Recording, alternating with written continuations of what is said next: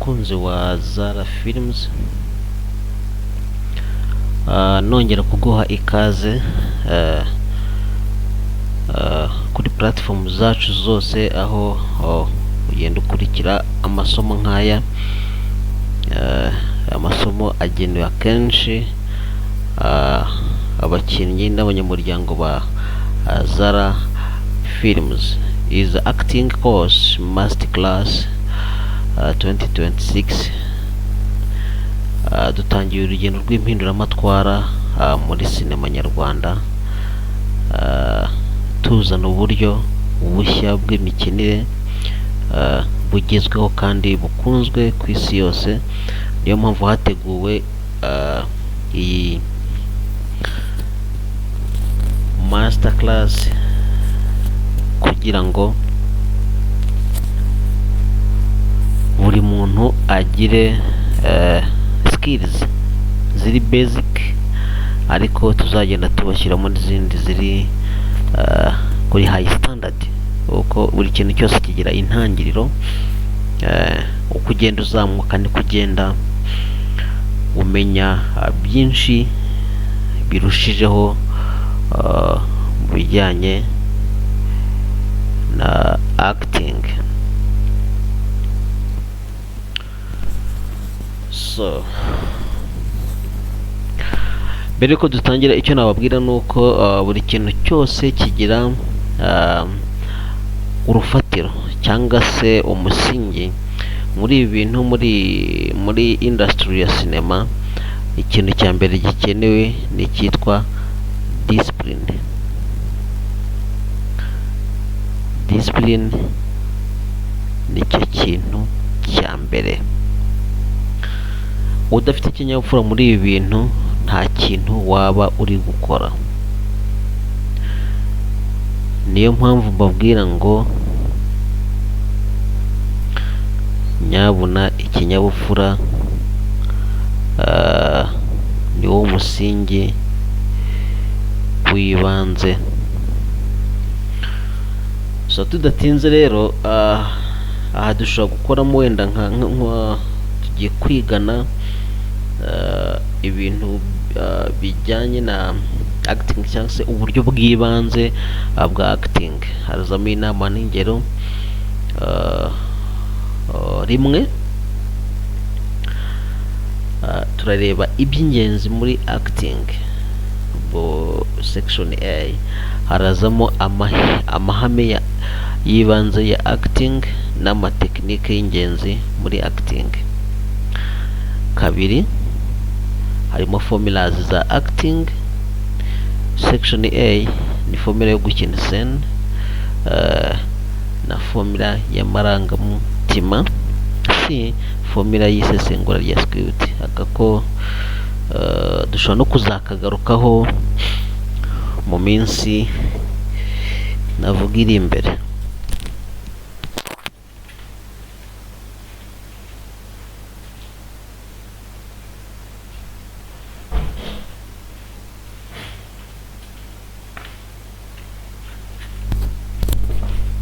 Yes, ntabatindiye rero, tugiye kureba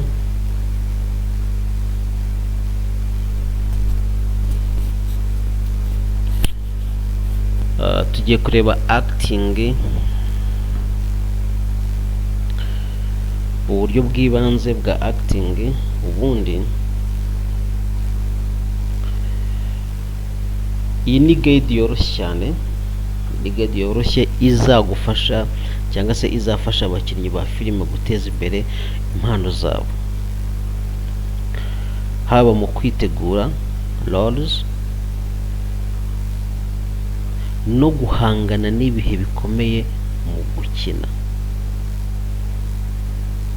Ahantu aka kantu mukumve neza, kanongere ngasubiremo kugira ngo ubanze ugasesengura. Nongo aya masomo tubaha, ubundi umunyeshuri w'umuhanga yakabaye ahita yivumburira, yakabaye ashakisha utundi tuntu turi strategique.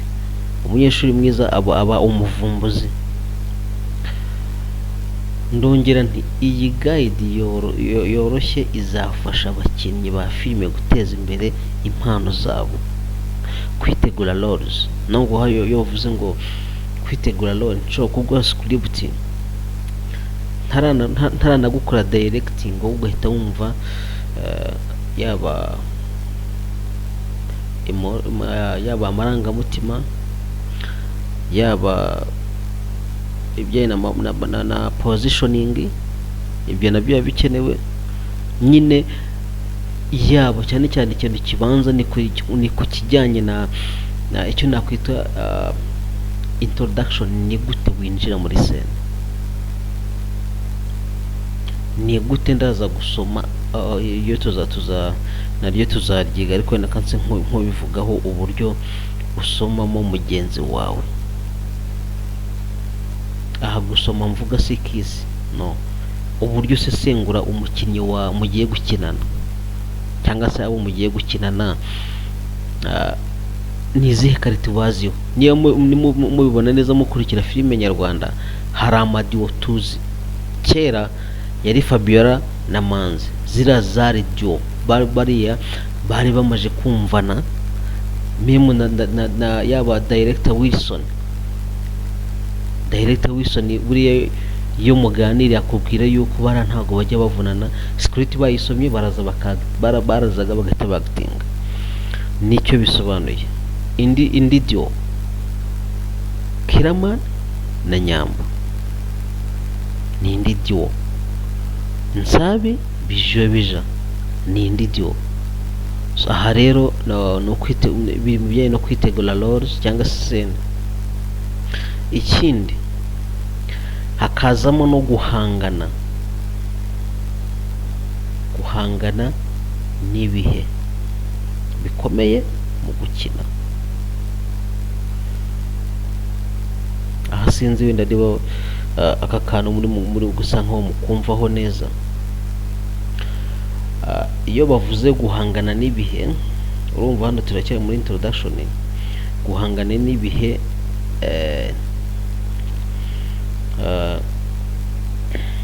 nakubwira yuko wenda aha wenda nk'ingi mu Rwanda ntabwo turagira set nk'izo ngizo zigusaba hard work, ariko ndibuka set twagiyeho hariya Rubirizi hepfo umanutse hepfo ya headquarter ya RCA. Wenda ku bantu twari turi kumwe mwabonye uburyo haka yagitinga kuri ya misozi amanuka yabona n'amabuye yamutemagura, bijyanye na scene yarari makina. Ibintu yakoze tubwizanyije ukuri, ntabwo muri twe nta muntu wari kubikora, kuko twari kuri projet yari filime mu Kinyarwanda, agira ngo abenshi murayibuka. Niyo scene yara boostinze cyane, mu ndakeka iri mu 300,000. So rero ako ninkabona nako nzakabereka murebe icyo bita guhangana n'ibihe bikomeye mu gukina, sibyo? Icyo nacyo ni ibintu byinshi, kandi ubona ko hari ibintu nyine mu Rwanda tutaragira, kandi abanyarwanda banyoteye babona mu mafilime y'ahandi, kandi na hano bagakwiye kubibona nta byadanje. Aha barakubwira ko waba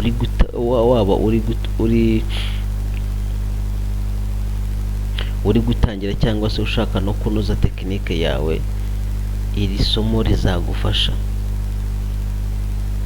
rikwereka ibintu by'ingenzi cyangwa se bita ibikoresho by'ingenzi bizagufasha kugira ngo iyo mpano yawe izamuke cyane, itumbagire.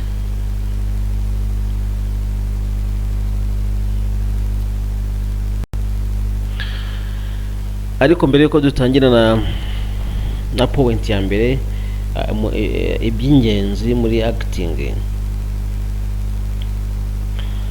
reka nongere nsubiremo iki kintu. Ubuhanga bwose wagira, ubushobozi bwose wagira, ubusitari bwose wagira muri industry ya sinema, nta kinyabupfura, without discipline, all becomes zero, becomes nothing. Nta kintu na kimwe ushobora kugeraho mu gihe nta discipline ufite. All basic, all focus, all depends on discipline. Nkubwira ngo we ukurikiye iri somo, mbere na mbere nta hantu bigisha discipline, ntibazagushuke. Discipline ni wowe wiyigisha. Iyo uzi icyo ushaka ugera aho ushaka. Aka kantu mukumve neza cyane. Iyo uzi icyo ushaka ugera aho ushaka. Impano yawe yagufungura imiryango yose, ariko imyitozo yawe, ikinyabupfura cyawe nicyo kigena igihe uzatinda muri ibyo bintu.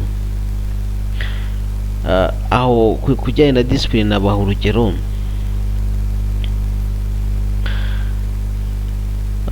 Samusuri nani uyu mujama Kiramani yafashe akongera akamuha akazi, ariko kubera ubusinzi n'ibyo byose bikarangira agiye. Ni muri comment mumbwire ninde, ntago ndi kumwibuka neza, ariko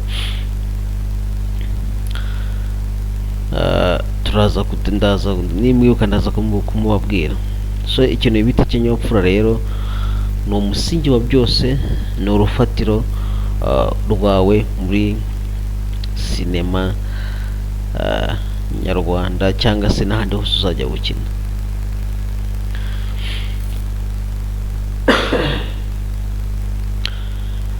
Tudatinze rero,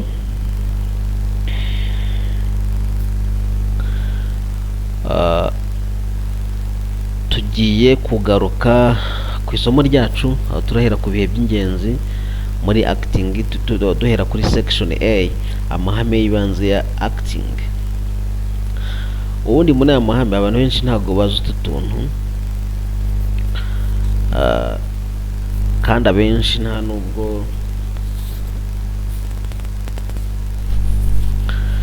nubwo babiha agaciro.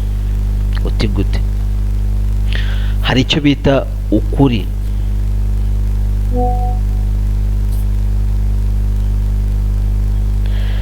Mu ndimi z'amahanga nicyo bita authenticity muri acting. Hano ubundi ikintu nababwiraho, character cyangwa se acteur, ubundi busabwa kuzana ukuri muri character yawe, cyangwa se muri acting yawe, kandi uwumva amarangamutima ya nyayo. Ibi bintu tuzagaruka cyane ku marangamutima, kuko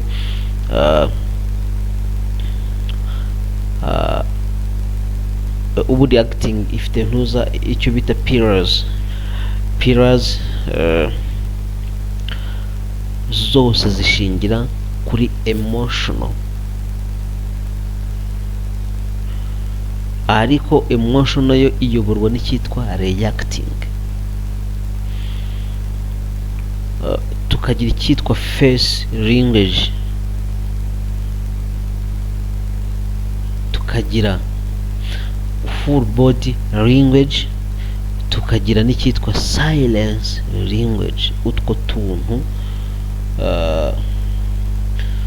mu Rwanda bakoresha icyitwa face language gusa.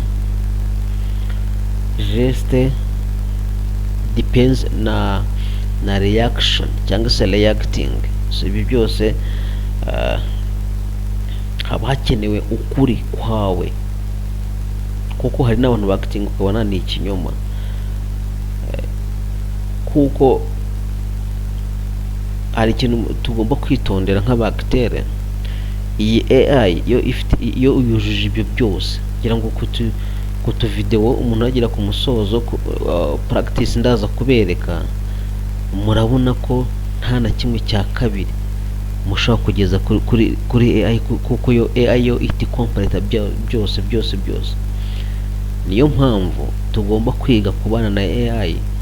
Nimba hari ikintu twereka ko ishoboye, twe tukakiga kurushaho. Ubu hari amafilime menshi ari gukorwa mu buryo bwa AI, kandi nk'izo ndibuze kubereka nanjye naziteguye nifashishije AI. Urumva rero birasaba ko dushyiramo imbaraga, tukagira ukuri kwacu, ubundi wewe nyawe urinde, sibyo? Ako kantu k'ukuri mukamarike ahantu. Point yindi kuri amahame y'ibanze, hari icyo bita objective cyangwa se intego. Objective, intego. Utu ni utuntu nshaka kuba ndi kubikubwira gutyo, abatse ibi intego. Ubundi hari umuntu ushaka kugenda adafite intego? No my dear friend, ibintu biratandukanye cyane, sibyo wibwira.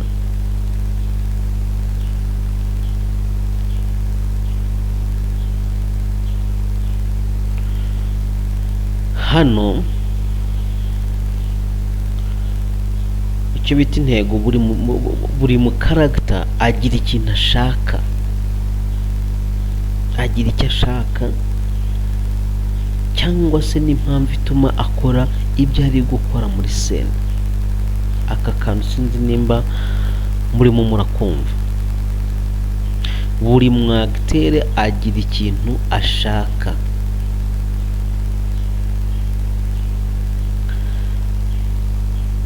cyangwa impamvu ituma akora icyo arimo akora muri scene. Aha bisobanuye iki?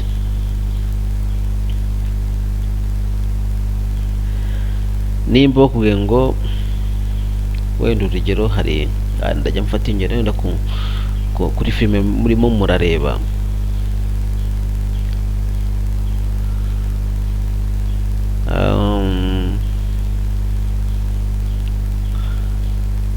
nimba muri kureba iyi ni motari comedy iri guca kuri Big Mind, I don't know, ariko nimureba ura Kayobe na Kanuma, ayira n'indi diwo nabonye no kubabwira, barabajama ibintu by'intego barabizi. Bariya bajama bazi icyo bashaka, bazi n'impamvu ituma bakora ibyo bakora muri scene. Urani rwo rugero nabaha, nta n'ibintu byinshi hano nasobanuraho. Nibutse ko izi pillars izi aya mahame, cyangwa se izi navuga nta mahame yose nashingiye muri emotional, biri overall ya reacting. Ndakeka urwo rugero mbahaye ku ntego murwumva neza. Undi muntu ukoresha iyi ntuza, iyi point, ni uwitwa Bamenya. Nawe azi icyo ashaka, kandi akaba azi n'impamvu y'ibyo akora muri scene byose, muri scene ya acting. Muri aya mahame y'ibanze ya acting turaza kubonamo harimo n'iyitwa n'irintambwe rijyanye na listening and reacting. Tugeze na ahandi naho aha cyane rikora cyane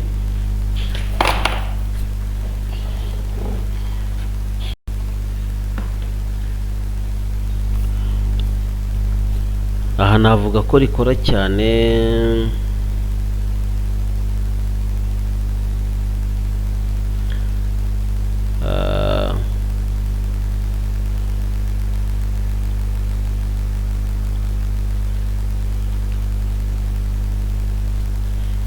isomo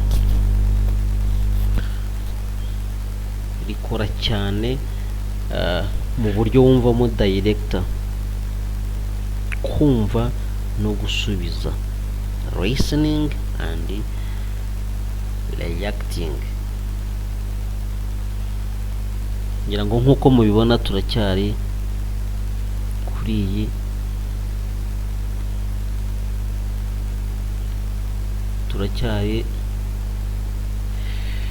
iyi point.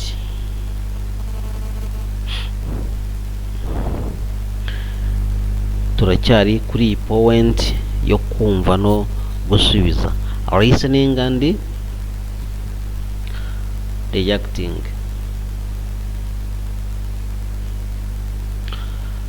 Hano bisobanuye iki? Umuntu hagatinga so kumva nyine biraho alliance cyangwa se bavuge uhita ukora, ni ugusubiza mu buryo busanzwe ibyo abandi bakoze cyangwa bavuze. Ahantu sinzi nimba buriya ibanga ry'umukinnyi nanone riva mu kumva director. Mu gihe cyose uzabaho utarimo kumva director, nta kintu na kimwe uzakina, nta kintu na kimwe uzakina.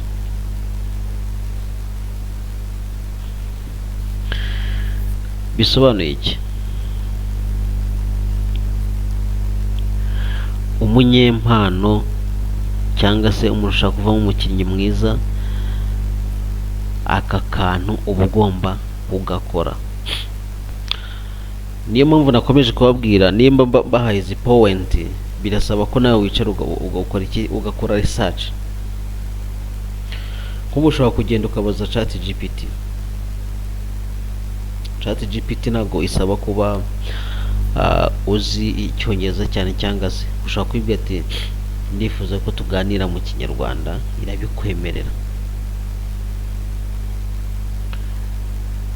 irabikwemerera. Mbibutsa ko tukiri ku ihame rya mbere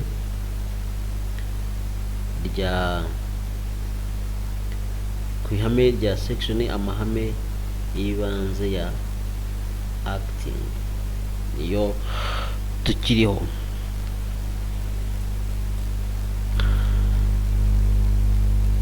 Kumva no gusubiza, listening and reacting. Aka kantu ugatikingeho. Ibi bizagufasha gukora ibirenze.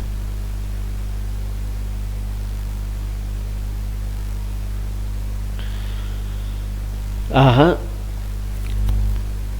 akenshi direct ikintu areba ibyo character cyangwa se umu actor yumva ariko atavuze.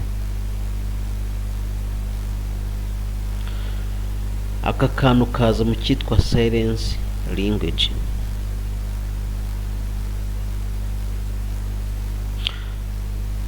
Cyangwa se njye nshobora kukubwira ngo ni urugero, ndashaka acting uyu muntu umubwira uti, cyangwa se nshaka message igaragaza ko uyu muntu wamwize nk'inshuti yawe, ariko nyuma akaza kuguhemukira. Ngo haye point ariko nkeneye develop ya script, sibyo? Nongo ibintu bitavuzwe bituma acting iba iya nyayo. Nongo iyo nkuhaye iyo point ariko wowe urishakira script yayo, nicyo bita umwacteur muzima. Rero aho ufitemo script nyinshi cyane, nyinshi rero ku ubuhanga buzamo buza muri ntuza muri quick reaction yawe ni iyi. Kandi aho ngiye mpita nkuko bita nk'amasegonda 10 yo kuba utangiye. aho rero wenda njye nk'umise nk'uha n'urugero ushobora guhita uvuga uti wenda mwicaye muri salo, wenda wari ugiye mu cyumba, uraje ubuza akantu,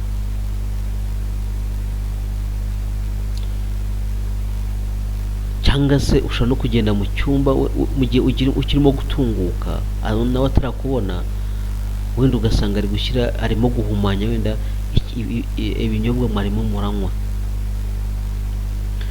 uraje wicaye uramusekeye, wenda kamakore akantu wenda ka acting gatoya kugira ngo wenda ubyumve neza, ufate iyo shusho. Wenda uramubonye, ubaye uhinguka uva mu cyumba, uhise umubona hari ibyo ari gukora ku byo kurya byawe cyangwa se ibyo kunywa, uraje urijijishije uricaye, wenda rimwe rimwe ushyira ku munwa, ubumbye umunwa ntusomye, ukamwereka ko unyweye, ushobora kutuzeta yo Claude, nyine nanjye mu cyumba hari akantu nangiye kureba, ariko ku ngingo twaganiragaho ubundi ubona biriya bintu bikwiriye? Ntabwo bikwiriye, ko hari uburyo akenshi abantu babanamo kandi bakwiye kubikemura. Aho winjiriye mu kiganiro mwarimo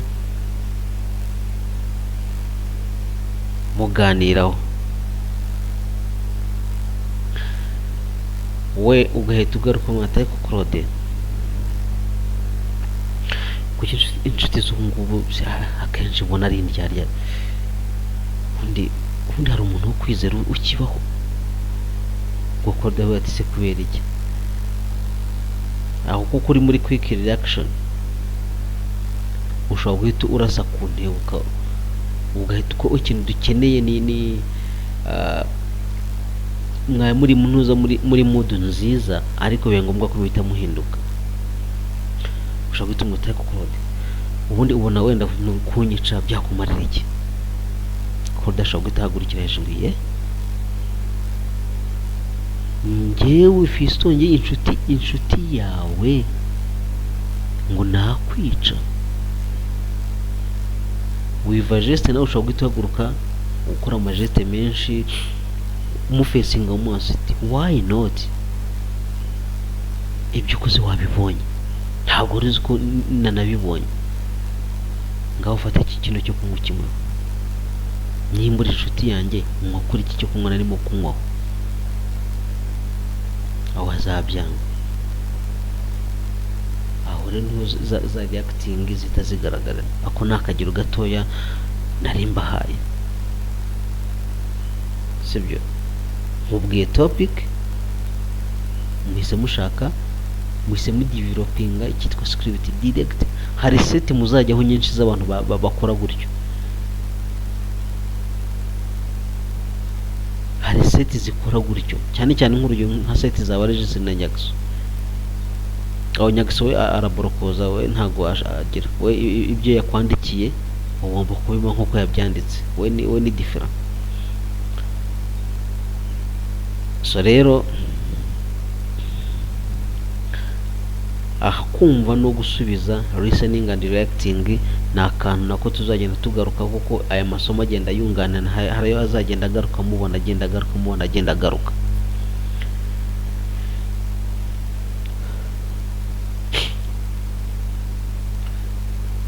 Akandi kantu ni physicality cyangwa se imikoreshereze y'umubiri. Aka n'agapariti ka body language is a key.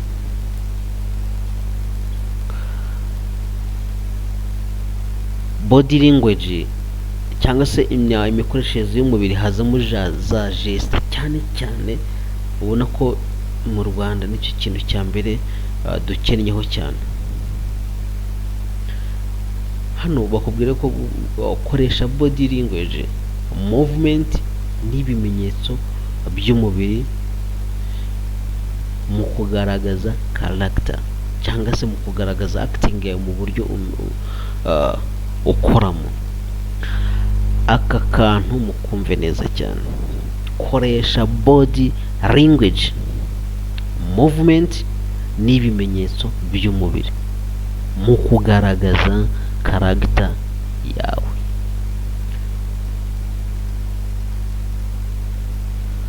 Aha abantu babishobora nabakubarira. Ku mwanya wa mbere hazaho Bijobijo. Ikintu cy'imikoreshereze y'umubiri ni umuhanga cyane. Ande ni Mitsutsu na Nsabi. Nabo imbogamizi zirimo no kuba kiri muri comedy style. Ahandi ntago muri abo nka Nsabi mu zindi nazo hari aho twagiye tumubona yagatinga bitari muri comedy kandi ukabona n'ubundi abikora neza. So rero reka iyi ni part 1 kuri session ya mbere.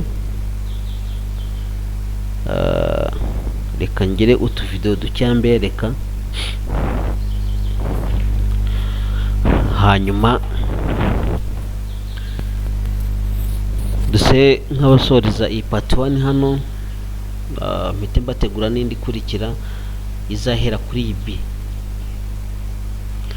ariko n'ubundi iyi B nayo yuzuza aya mahame y'ibanze, techniques z'ingenzi nazo tuzazisesengura kandi nazo muzabona ko ari nziza. So hari ikibazo ugize kuri iyi, twahere kuri introduction tugera kuri section A y'amahame y'ingenzi, naho watubwira uti ikintu ntumva ni iki, shyira muri comment cyangwa se uze muri groupe utubwire ni iki ubona udasobanukiwe. So let's dive in the video section.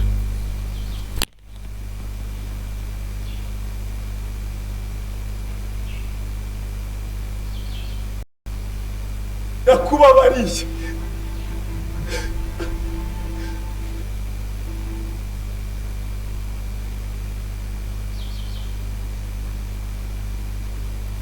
Nakubabariye. Ndakubabariye. Nitwa Theoneste kandi ndifuza kuba umukinnyi wa film. Waranteye icyuma mu mutima. You wouldn't believe the stress at the office today. I fought tooth and nail to close that deal. Hari icyo nshaka kukubwira. Ndagukunda. Wanyambuye amafaranga yanjye. Wanyambuye amafaranga yanjye. Look at this mess. You've ruined everything. I told you exactly how to do it, and you never listen. Example 1. Confidence, demonstrated by calm, upright steps and direct eye contact. Ndakubabariye. Ndakubabariye.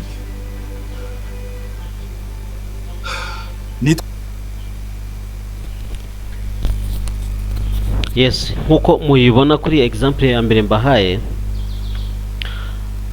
mubonye mood yararimo, ubonye uburyo atanzemo imbabazi n'amarangamutima. Yo tuvuga body languages cyangwa se body language, ubonye uburyo ewana umubiri ukoze n'umuntu ubona yantuza yamuvura bati ewana nyine hano uyu acteur reaction yakoze ntago yahagaze nka stati ngo ndakubabariye, ntago yifumbase ngo ndakubabariye. Nongo ni nawahita nka proof yo kukwereka uburyo ibintu byavuye ku ndiba y'umutima. So rero umuntu ureba movie iyo wagatinga gutya ahita bivana mu buzima, nawe ntago yimagine nkaho ari movie ari kureba, ahita abishyira mu buzima busanzwe. Sinzi niba hari uburyo mujya muri ya movie ukaba wanarira, ibyo bituma urira ni ya body language ituma wowe utabona ko ari filime uri kureba ukagira ngo ni ibintu bya nyabyo biri kuba mu buzima. ko Theoneste kandi ndifuza kuba umukinnyi wa film. Waranteye icyo. You see, that is what you call confidence. After that reaction, there is a confidence.